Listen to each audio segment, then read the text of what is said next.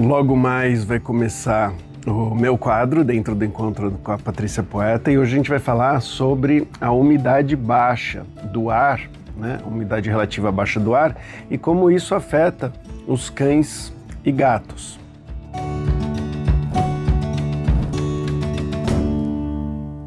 O meu espaço é reduzido, né? É pequeno, então eu tenho que ser bastante objetivo e tentar ajudar o maior número possível de pessoas. E nesse momento agora eu acabo, vamos dizer assim, me aprofundando um pouquinho mais no tema aqui, né, com vocês. Como vocês podem perceber, eu falo de forma bem devagar, que isso para a TV não é tão fácil, né? Porque eles têm que dar muita informação. Então, aqui eu posso falar um pouco mais lentamente. O que eu acho importante a gente falar aqui sobre o ar seco? Primeiro, que alguns cachorros vão passar de boa, alguns gatos vão passar de boa esse momento de ar seco, mas nem todo mundo, então é bom a gente fazer o possível para os cachorros não ficarem doentes, para os cachorros não sofrerem, mesma coisa para os gatinhos.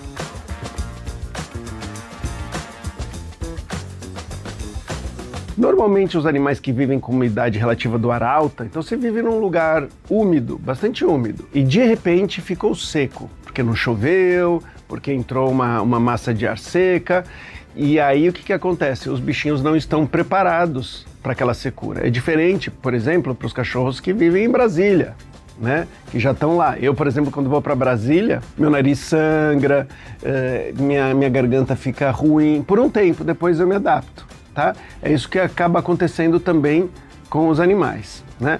Outro motivo que a gente tem para se preocupar quando um lugar úmido fica muito seco é que os lugares úmidos normalmente têm mais fungo. E o que acontece quando muda para o seco? Os fungos não gostam de crescer no seco, mas eles adoram lançar os esporos deles, que são as sementinhas no seco. Então o que vai acontecer? Doenças fúngicas, inclusive, né, ou seja, fungo crescendo nas vias aéreas, porque elas vão estar irritadas, alergias, né, por causa do pólen, por causa dos esporos de fungo também pode causar. Então, o cuidado maior é para essas regiões onde geralmente é úmido e agora está seco. Tá? Outro cuidado que a gente deve ter é quando a umidade cai abaixo de 30%. Quando cai abaixo de 30%, aí a maioria dos animaizinhos vão sofrer, né? Ou um cachorro, por exemplo, braquicefálico, com os olhos arregalados, como os shih tzus, né? A gente precisa ter um cuidado ainda maior. Então, quando a umidade está por volta de 50% mais ou menos, é perfeito para eles, né? Quando aumenta mais de 70% é muito úmido e quando abaixa de 30% é muito seco e aí gera problema.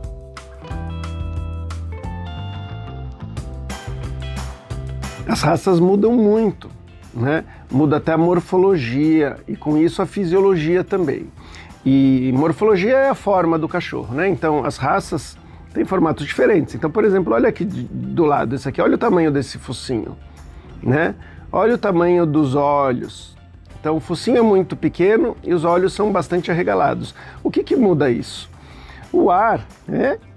O ar, quando ele passa pelo nariz, é como se fosse uma estação de tratamento de ar. Tem os pelinhos, tem uma mucosa úmida e os pelos e a mucosa úmida e esse corredor que a cavidade nasal forma, serve para tirar os poluentes, filtrar o pólen, filtrar várias coisas que podem ser irritantes para a mucosa, né, da traqueia e para os pulmões também.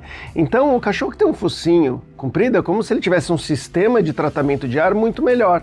O ar vai chegar na temperatura correta, vai tirar várias coisas que fazem mal e vai ser umidificado. Então nesse corredor, que é a cavidade nasal, tem esse tratamento. Dá para ver que o tratamento aqui vai ser menor, né? Então shih tzus, bulldogs, pugs, tudo isso acaba tendo menos tratamento antes de chegar no pulmão, tá? O que acaba acontecendo? Os que têm menos tratamento vão ter mais problemas, inclusive com os alérgenos, que eu falei das alergias, com as infecções, né? Então no ar está cheio de bactéria, de fungo, e aí vai ser menos filtrado e com isso mais chance de ter problemas de saúde.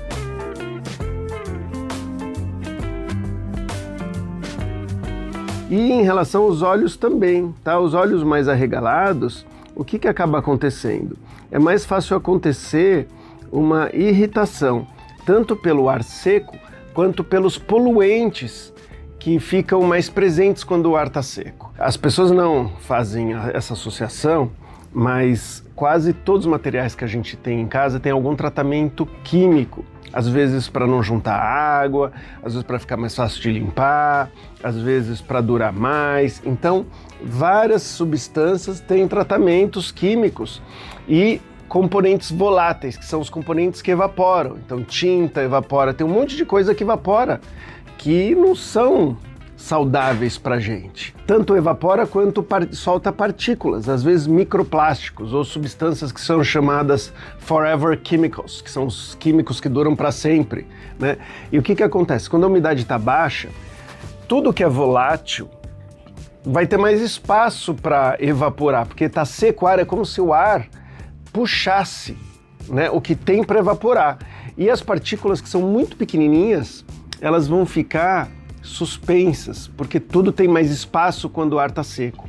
Então, uma sujeirinha, uma poeirinha, fica vagando no ar, tá? Eu vou dar um exemplo que todo mundo que já pegou estrada de terra vai saber. Quando está muito seco, um carro passa, aqueles grãozinhos de terra, né, geralmente é de argila, que são os menores grãos, vão ficar em suspensão por muito mais tempo do que quando está úmido. Está úmido, está tudo meio achatado lá, um gruda com o outro e tudo mais, e no ar ele desce rápido também, por causa da umidade.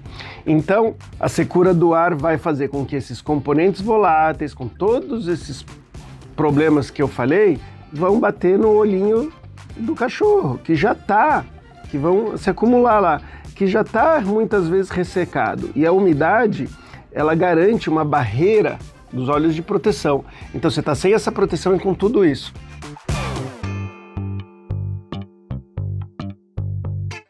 Normalmente é úlcera, tá? Pode machucar a superfície dos olhinhos deles, né? Mas o que é mais comum da gente ver? Lacrimejar em excesso, já é irritação que está tendo e o corpo está tentando compensar, ou a gente só vai ver o vermelho porque os olhos ficaram secos demais, tá? Não é o caso desse Shih Tzu aqui, que está com os olhos bem bonitinhos, mas às vezes você vai reparar que ficou muito vermelho.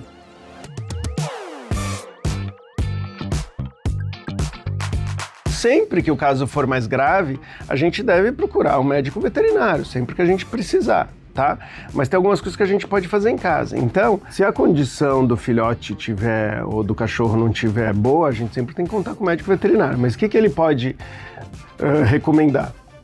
Ele vai passar, por exemplo, soro fisiológico ou algum lubrificante de olho para você ficar hidratando e ajudar o cachorro a lavar os olhos, não depender só da lágrima produzida pelo cachorro, porque às vezes não é o suficiente, né, garotão?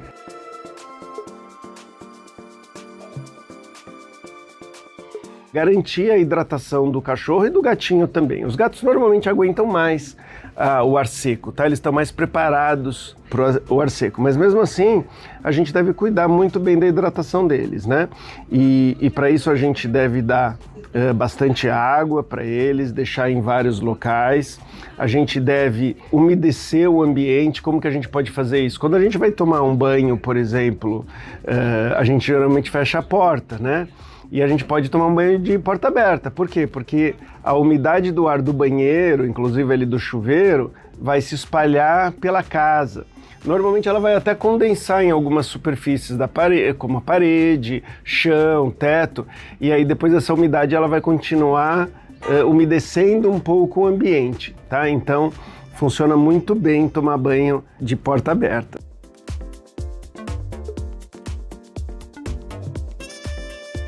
Em relação à água para os pets, é bom a gente deixar mais água disponível para eles. E aí tem um truque que as pessoas não imaginam, mas é você colocar a água e não substitui todas as águas ao mesmo tempo, tá? Isso pode parecer contraintuitivo, mas o que que acontece? Muitas vezes a água vem com excesso de cloro, então ela vem tratada e aí vem com excesso de cloro. E o cloro, ele irrita as mucosas, tá? O que que acontece? Quando o animal tá seco, ele vai lá tomar mais água e as mucosas já estão irritadas, olhos, vias aéreas. E aí, quando ele entra em contato com esse cloro que está evaporando da água, vai irritar essas vias aéreas. Irritar já é ruim, tá? Mas às vezes o cachorro ou o gato, principalmente o gato, vai beber menos água porque ele vai ter uma aversão a chegar perto da água porque irrita. Tem muitos animais que dão uma cheiradinha e ficam um tempinho analisando a água para ver se eles vão tomar. Então você imagina se você vai lá tomar alguma coisa e arde seu olho, você vai evitar chegar lá perto. Você pode ver, meu cachorro nunca ligou. Mas, se tiver muito seco, pode ser que ele já esteja com as vias aéreas irritadas e lembrar que vai evaporar mais cloro porque a umidade está baixa. Então você tem um duplo agravante aí. Por isso que se você coloca a água e não troca todas as águas ao mesmo tempo, você está dando tempo para o cloro daquela água que já está mais tempo ter evaporado. E aí o cachorro ou o gato, principalmente o gato, vai acabar tomando mais água.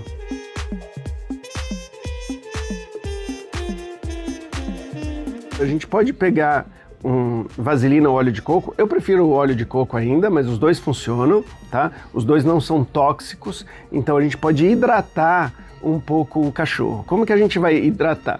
Na verdade, a gente vai colocar a gente vai ajudar na camada de gordura que ajuda a reter a umidade. O óleo de coco, a gente geralmente vai passar aqui, olha, no focinho, né? A gente pode passar nas patinhas e, eventualmente, a gente pode colocar, se o cachorro tem a pele muito seca, a gente pode abrir o pelo e colocar umas gotinhas. Vai ficar mais engordurado o pelo deles, a gordura ela vai se espalhando.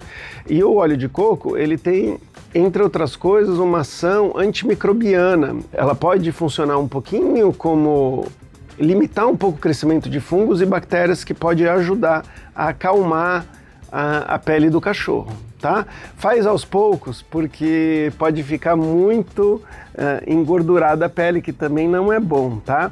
Isso é para os cachorros que estão com a pele muito ressecada. Pode fazer em gato? Pode, mas gato menos ainda, tá? Tanto o óleo de coco quanto a vaselina tem que ser de boa qualidade, obviamente, pura, sem nada mais. Pode ser um pouco ingerida, e isso é importante saber, porque você não pode pegar qualquer hidratante e passar no cachorro. Tem que ser específico para o animal, para a espécie. E aí o que acaba acontecendo quando a gente passa um outro produto? Ele vai ser ingerido e pode fazer mal para o cachorro. No caso do óleo de coco, e vaselina também não pode ser consumido em excesso. Por quê? Não é que seja tóxico, mas aumenta a chance de ter problemas gastrointestinais. Entre outras coisas, para ficar bem claro, diarreia. E diarreia, quando a gente está querendo hidratar o cachorro, é a pior, ou o gato é a pior coisa que você pode ter, porque sai o cocô com água e o corpo tem que reter essa água, tá? Então, muito cuidado também para não exagerar. Outra coisa, quando as pessoas colocam, às vezes, hidratante normal de pessoas, tem perfume, né? E esses perfumes podem causar alergia, irritação, e é tudo que você também quer evitar. Então, nada de ficar passando coisas que não são próprias para a espécie, tá? Tanto no cão quanto no gato.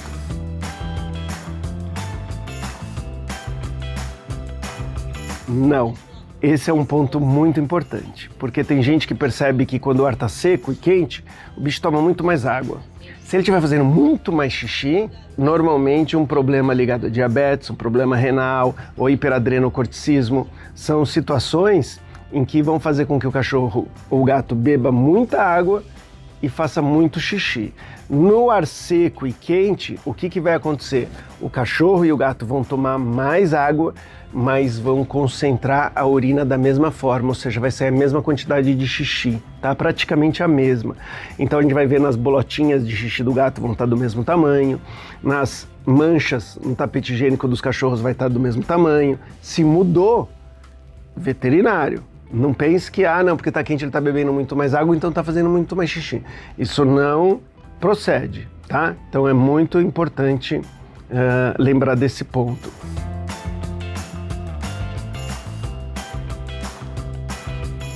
Quando o ar está seco, como eu falei, muito mais coisas evaporam e as mucosas aéreas e mucosas do olho já vão estar mais irritadas. Então ficar desinfetando a casa, por exemplo, com água sanitária, que é uma coisa que é muito eficiente para matar as bactérias e tudo mais, vai irritar muito mais o cachorro que está com essas vias aéreas comprometidas. E essa irritação abre úlceras, machucadinhos, e o que pode acontecer?